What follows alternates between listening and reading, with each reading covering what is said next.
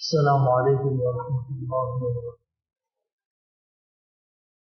نحمده ونصلي على رسوله الكريم، اما بعد، اعوذ باللہ من الشیطان الرجیم، بسم اللہ الرحمن الرحیم، وترجون من اللہ ما لا يرجون،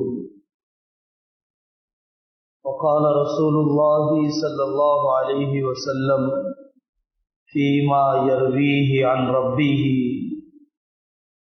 أنا عند ظن عبدي بي فليظن ما شاء. وقال رسول الله صلى الله عليه وسلم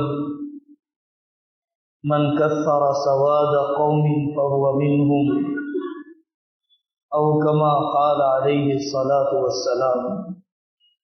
میرے عزیزوں اور دینی بھائیوں، دو موضوع ہیں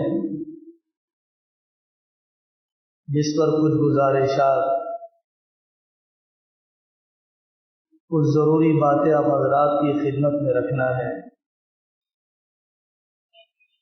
دوسری بات جو اس موقع پر عرض کرنے کی ہے، توحید اور ایمان آدمی کے اندر توکل پیدا کرتا ہے۔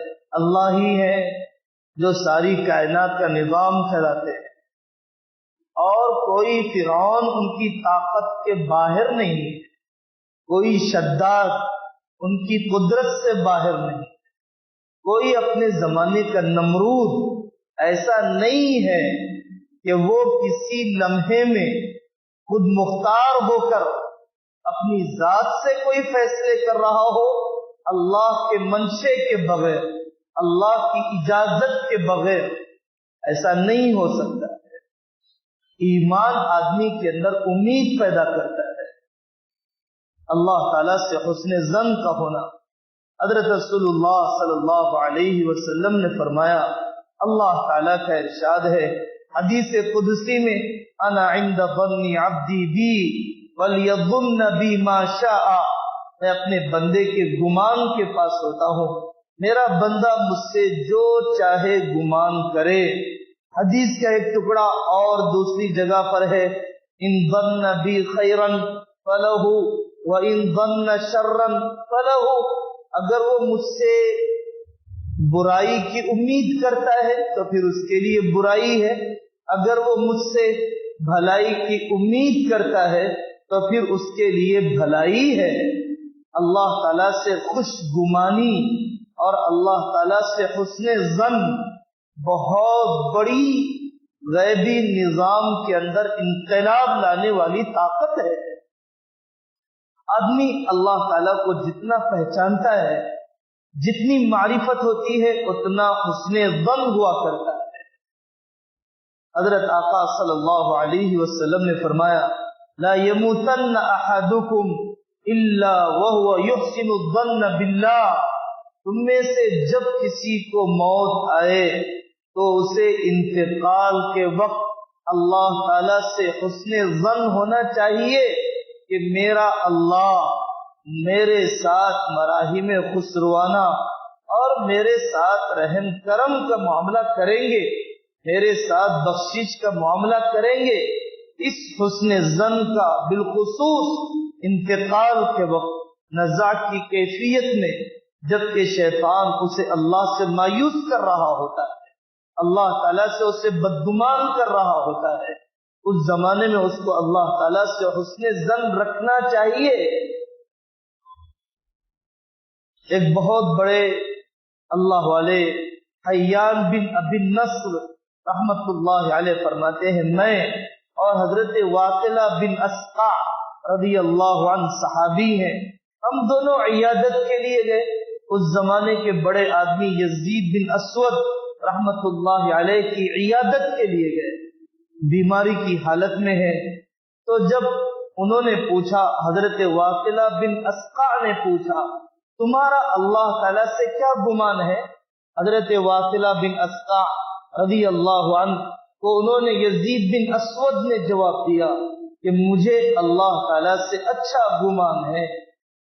بیماری کے وقت میں جب کہ بیماری لمبی ہو جائے، नागवार हालात दराज हो जाए और फिर आने वाले दिल तोड़ने वाली बातें बहुत ज्यादा होने लग जाए तो आदमी के दिल में कभी नाउमीदी पैदा होने लग जाती है। आदमी अल्लाह ताला से बददिल होने लग जाता है। कभी वसवसे भी आने लग जाते हैं, आखिर कब मदद आ जाएगी, आखिर क्या मैं ही उनको मिला हूँ, क्या दुनिया ऐसे ही कट जाएगी, कोई जिंदगी का लुत्फ मुझे नहीं मिलेगा, जमाने का नमरूद और कारून ऐसे ही दंदनाता रहेगा, क्या हमारे लिए कटना और पिटना ही है। इस ईमान के तुफैल में इस किस्म के वसवसे तो कोई बुरा नहीं है, लेकिन इस किस्म की बदगुमानी ये ईमान के तकाजे के खिलाफ। उन साहबी उन असवद बिन यजीद ने कहा कि मुझे अल्लाह ताला से अच्छा गुमान है। हजरत वासिला बिन अस्का ने फरमाया खुश हो जाओ, खुश हो जाओ। वो बात किया करते थे जो उम्मीद की किरण उनके दिलों में जगा दे। ये इस्लाम ने पसंद नहीं किया। काफिर ये कहा करते थे, मुनाफिक ये कहा करते थे कि अल्लाह ताला की कोई मदद दुनिया में नहीं, अल्लाह की कोई मदद आखिरत में नहीं। अल्लाह ने बहुत ही धमकी आमेज लबो लहजे में फरमाया, मन कान यज़ुन्नु अन यंसुरहुल्लाहु फिद दुनिया वल आखिरह फलयमदुद बिसबबिन इला समा थुम्मा लियक़ता फलयंजुर हल युज़हिबन्न कैदुहु मा यग़ीज़। अगर इसे अल्लाह से ये बदगुमानी है कि अल्लाह उसे दुनिया और आखिरत में मदद नहीं करेगा, तो ये जाए आसमानों से अपने आप को फेंक दे, रस्सी से बांध कर काट दे, और फिर वो अपनी गुस्से और अपनी बदगुमानी की तस्कीन का सामान कर ले, उसका मसला क्या हल हो जाएगा। ये ईमान वाले की तबीयत में नहीं होना चाहिए। उसे तो अल्लाह की जात पर वो यकीन, कतबल्लाहु लअग़लिबन्ना अना व रुसुली, अल्लाह ताला ने ये तय कर दिया है कि गलबा मेरा होगा, दज्जाल का मिटना, हजरत ईसा अलैहिस्सलातु वस्सलाम की हुकूमत का कायम होना। आका ने जो पेशिन गोइयां अपनी जिंदगी में फरमाई वो भी होकर रही, जो दरमियान में फरमाई वो भी पूरी हो रही है, और जो पेशिन गोइयां आप कयामत के करीब के बारे में फरमाए हैं वो भी सच होकर रहेंगी। यही तो बात है जो हजरत अबू बकर के कदम को जमा रही है। जब हजरत अबू बकर ने आका सल्लल्लाहु अलैहि वसल्लम से गार में कहा, या रसूल अल्लाह, अगर ये कुफार कुछ अपने सर को झुका दे तो फिर मेरी और आपकी गिरफ्तारी का सामान। आका ने फरमाया, मा ज़न्नुका या अबा बकर बिस्नैनि अल्लाहु सालिसुहुमा। अबू बकर, तुम्हारा क्या ख्याल है उन दो के बारे में, तुम्हारा क्या गुमान है उन दो के बारे में कि जिनके साथ तीसरा अल्लाह है, तीसरा अल्लाह है। ये वो चीज है जो हजरत अबू बकर सिद्दीक रज़ी अल्लाहु अन्हु के कदम को जमा रही है। यज़ुन्नून बिल्लाहि गैरल हक़्क़ि ज़न्नल जाहिलिया। ईमान की कमजोरी, तौहीद की कमजोरी, जाहिलियत का यकीन, जाहिलियत का मिजाज, अल्लाह ताला से नाउमीदी की कैफियत आदमी के अंदर पैदा करती है। लेकिन ये उम्मीद अमल के साथ, ये उम्मीद अपनी जिंदगियों में इनकलाब के साथ, इन्नल्लज़ीना आमनू वल्लज़ीना हाजरू वजाहदू फी सबीलिल्लाह उलाइका यरजून रहमतल्लाह। जो ईमान भी लाए, अमल भी करे और अल्लाह के दीन के लिए कुर्बानियां भी दे, वो अल्लाह की जात से उम्मीद करते हैं।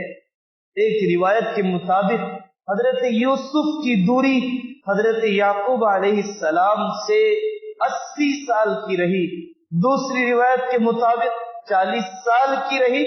लेकिन ये 40 साल की दूरी बहरहाल अल्लाह के नबी और उनकी ईमान की बुलंदियां, हजरत याकूब अलैहिस्सलातु वस्सलाम अपने बच्चों से कहते हैं, या बनिया इज़हबू फतहस्ससू मिन यूसुफ व अखी वला तयअसू मिन रौहिल्लाह।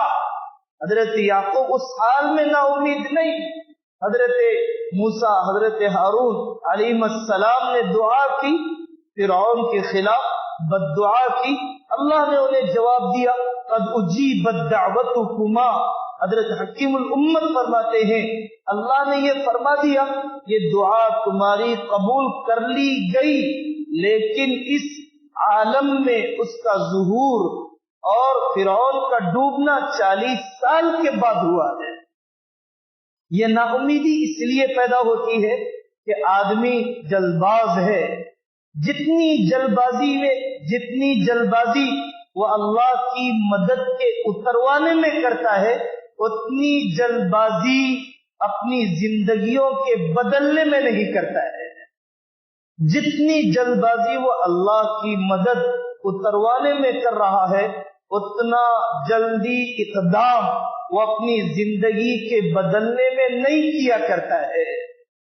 اللہ تعالیٰ کی ایک سنت ہے، اللہ تعالیٰ کی ایک قدرت ہے۔ اللہ تعالیٰ کی قدرت تو جب چاہے جو چاہے جس کے ساتھ چاہے کر دے، لیکن سنت اور ایک خاص نظام ہے اللہ تعالیٰ کا اس کائنات میں، اور ان کے پاس ایک طے شدہ مہلت ہے۔ اللہ تعالیٰ نے فرمایا انما نملی لہم لیزدادوا اثما، ہم تو ان کافروں کا بڑھنا اور اس فرعون کا دندنانا، اس کے خدائی کے دعوے اور اس کے ظلم پر مہلت دینا اس لیے ہے ان کے کفر کی شناعت میں اضافہ ہو، ان کی تباہیوں میں اضافہ ہو، ان کی شامت اعمال، ان کی اور لمبی ہلاکت خیزیوں کا فیصلہ کر دے، اور ان کا کفر اور شرک پر دنیا میں جانا، دنیا میں جینا اور دنیا سے جانا خود ان کے لیے عذاب بن چکا ہے۔ کیا آپ نہیں دیکھتے آسمانی آفتیں کیسے ان کے ملکوں کو تباہ کر رہی ہیں؟ کیا آپ نہیں دیکھتے ان کی نسل کشی اور ان کی خاندانی منصوبہ بندی اور ان کی فیملی پلاننگ ان کی نسلوں کو کیسے سکیڑتے جا رہی ہے، صفحہ ہستی سے مٹاتی جا رہی ہے؟ کیا آپ ان کے نوجوانوں کی بہرا روی سے واقف نہیں ہے؟ کیا آپ ان کفر اور شرک کے ساتھ اللہ تعالیٰ سے بغاوت کرنے والی قوموں کے ملک کے اندر موت کی دکانوں کی کثرت، اپنے مذہب پر بے اعتمادی، پاگل خانوں کی تعداد اور نہ جانے کون کون سے بے حیائی کے واقعات جس کا ایک شریف انسان تصور نہیں کر سکتا ہے، ان کا کفر اور ان کا شرک انہیں دنیا کے اندر بھی اتنا نقصان پہنچا رہا ہے۔ روحوں کی بے نوری اور دلوں کی بے چینی یہ وہ عذاب ہے کہ جو کفر اور شرک میں مبتلا قومیں ہمیشہ بھگتتی رہتی ہے۔ مسلمان قوم اللہ تعالیٰ نے ایک اسے زندہ قوم بنایا ہے، اور سارے دنیا کے کفار اور مشرکین الکفر ملت واحدہ ولن ترضى عنك اليهود ولا النصارى حتى تتبع ملتهم، وہ تو چاہتے ہیں کہ تم اپنی تہذیب، اپنے تشخص کو چھوڑ کر ان کی تہذیب اور تشخص میں ضم ہو جائے۔ وہ جب تک تم سے راضی نہیں ہوں گے اس کے باوجود بھی یہ قوم، ان کے ملک تباہ کر دیے جائے، ان کے نہ جانے کون کون سے خاندان کا ستیہ ناش کر دیا جائے، کتنے سالوں تک جنگ مسلط کر دی جائے، اور نہ جانے کون کون سے بم ان کے افراد پر برسائے جائیں، اور کون کون سی جیلیں ان کے جوانوں سے بھر دی جائے۔ اگر کوئی دوسرے مذہب کے ماننے والے، اگر کوئی دوسری قوم کے ماننے والے ہوتے تو نہ جانے کبھی کے اپنے ضمیر کو بیچ دیا ہوتا، کبھی کے اپنے افکار و نظریات پر سودا کر لیا ہوتا۔ لیکن آپ ساری دنیا کے اندر دیکھ رہے ہیں مدارس کی تعداد کا بڑھنا، عمرے اور حج پر جانے والوں کی تعداد کا بڑھنا، اسلام کے قبول کرنے والوں کی تعداد کا بڑھنا، ان اکیڈمیوں اور ان تنظیموں کی تعداد کا بڑھنا کہ جو تنظیم اور اکیڈمی مسلمانوں کے فقہی مسائل، مسلمانوں کے سماجی مسائل، مسلمانوں کے قانونی مسائل کے حل کرنے پر اپنی صلاحیتوں کو لگا رہی ہے۔ علماء کرام کی تعداد، کتابوں کا تصنیف کیا جانا، اسلامی معاشی نظام کا فروغ پانا، اس کے مقابلے میں سرمایہ دارانہ نظام اور کیپٹلزم کی تباہی، غربت کا اضافہ ان ملکوں میں کہ جو اسلام دشمنی پر تل چکے ہیں، وہ ملک کیسے غربت اور کیسے مہنگائی اور کیسے خاندانی نظام کے بکھراؤ اور کیسے پھر وہ مائکرو فیملی سسٹم سے گرینڈ فیملی سسٹم کی طرف واپس آنا چاہتے ہیں، لیکن انہوں نے فطرت اور اسلامیت اور انسانیت سے اتنی بغاوت کر لی ہے کہ اب واپس آنا ان کے لیے دشوار ہو چکا ہے۔ تو یہ ساری باتیں وہ نہیں ہے کہ جس کی وجہ سے آپ نا امید ہو جائیں۔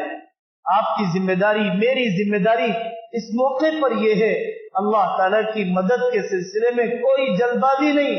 ہم اللہ کے نبی دعا کر رہے ہیں، متی نصر اللہ وزلزلوا، جھنجھوڑ دیا گیا انفرادی حالات۔ آقا صلی اللہ علیہ وسلم نے فرمایا کہ لوہے کی کنگھیوں سے چمڑیاں ادھیڑ دی گئی اور پھر زمین میں دفن کر کے پتھر سے مار دیا گیا۔ ایسے موقع پر انبیاء علیہ السلام نے کہا اللہ تعالیٰ کی مدد قریب ہے۔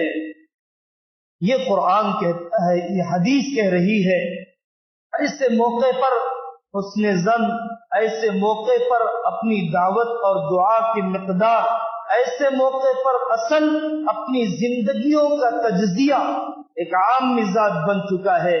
اپنی تنظیموں کو گالیاں دینا، اپنے بڑوں پر الزام لگانا، اپنی جمعیتوں پر بہتان تراشنا اور واٹس ایپوں پر، سوشل میڈیا پر اپنے بڑوں اور اداروں کے سلسلے میں ہر قسم کی بدگمانی اور ہر قسم کی افواہ کو قبول کر لینا، یہ ہمارا مزاج بن چکا ہے کہ ایسے زمانے میں علماء کی طرف انگلیاں اٹھانا یہ آپ کے لیے کافی نہیں ہے کہ آپ فلاں عرب ملک کے بادشاہ، اس نے کیا کر دیا، اس نے کیا کر دیا۔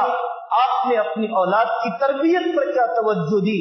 آپ کا گھر سنیما ہال بن چکا ہے، آپ اس کو گالی دیتے ہیں، اس کو پتہ نہیں کیا کیا لقب سے نوازتے ہیں، جو لو جہاد اور کیا کیا ساری شرانگیزیاں کر رہا ہے، لیکن آپ اپنی بیٹی کی تنہائیاں ٹٹولنے کے لیے کبھی آپ نے سوچا کہ آپ نے اپنی بیٹے کی جوانی کی حفاظت کے لیے کبھی منصوبہ بندی کی؟ کیا ہم میں سے کتنے ہیں جنہوں نے یہ قدم اٹھایا کہ مخلوط تعلیم ختم ہونا چاہیے؟ اسی نے میری بیٹی کو ارتداد کی طرف اور اسی نے میرے بیٹے کے دل سے اسلام اور کفر کے امتیاز کو ختم کر دیا، اسلام کی عظمت اور کفر کی نفرت کو اس کے دل سے نکال دیا۔ میں اور آپ، میرے اور آپ کے قوم کے نوجوان کتنے ہیں جنہیں یہ دیکھ کر تو بڑا غصہ ہے کہ میری بہن اور میری فلانے محلے کی لڑکی غیر مسلم کے ساتھ کیسے جا رہی ہے۔ اگر تم واقعی اتنے زندہ ضمیر ہو اور واقعی تمہارے دل کے کسی کونے میں غیرت کا کوئی ذرہ باقی ہے، ایک سانچک کو چھوڑ کے بتاؤ، ایک مانجے کو چھوڑ کے بتاؤ، ایک رسم کو چھوڑ کے بتاؤ۔ بازاری عورت سے نکاح کرتے ہو تو جسم کے کپڑوں پر نکاح کرنے کے لیے تیار، اور ایک پاک دامن سے نکاح کرتے ہو تو جوڑے کے رقم کی بھیک مانگی جاتی ہے، اور وہاں پر بڑے بڑے فنکشن ہالوں اور اس کے کھانوں کی مہذب بھیک مانگی جاتی ہے۔ ہم کیسے اعتماد کریں کہ آپ اپنے مذہب سے وابستگی کے سلسلے میں اور وابستگی کے اظہار کے سلسلے میں سچے ہیں؟ ہم اس کے اوپر کیسے اعتماد کریں؟ آپ ایک مکتب کی ذمہ داری اٹھانے کے لیے تیار نہیں، آپ ایک مدرسے کو آباد کرنے کے لیے تیار نہیں، آپ ایک دارالقضا قائم کرنے کے لیے تیار نہیں۔ مجھے بتلائیں، آپ کی کتنی ماؤں نے، آپ کی کتنی بہنوں نے دوری کیس سے توبہ کی؟ کتنوں نے غیروں کی چوکھٹ پر جانے سے اپنے قدم کو پیچھے کیے؟ یہ برقع پوش خواتین کی قطار جو ان عدالتوں اور وکیلوں کی چوکھٹ پر لگی ہے، کتنوں نے ان میں سے توبہ کی کہ جو کچھ قانون ہم پر مسلط کیا جا رہا ہے وہ ہماری بدعملی کے نتیجے میں ہے، شریعت فراموشی کے نتیجے میں ہے، हमारी नाकदरी के नतीजे में है। अगर मैं और आप इस इनकलाबी और इस तब्दीली लाने का इरादा कर लेते हैं और कुछ भी तब्दीली लाते हैं, अला इन्ना नस्रल्लाहि करीब, तो अल्लाह ताला की मदद कोई दूर नहीं है। उलमा खून के आंसू अल्लाह के सामने रोले। एक अल्लाह वाला कैंसर के मर्ज में तड़प रहा है और मुल्क के कोने कोने में जाता है। एक अल्लाह वाला रातों में निकलता है, फजर की अजान के वक्त अपने घर में दाखिल होता है। उसकी बेटियां मुलाकात के लिए वक्त लेती हैं, उसकी बीवी उससे मुलाकात के लिए वक्त लेती है। हमारे उलमा इस कदर जफाकशी और इस कदर तहफ्फुज़ शरीयत के लिए अपनी राहतों को कुर्बान कर रहे हो और हम कुछ भी कुर्बानी देने के लिए तैयार नहीं।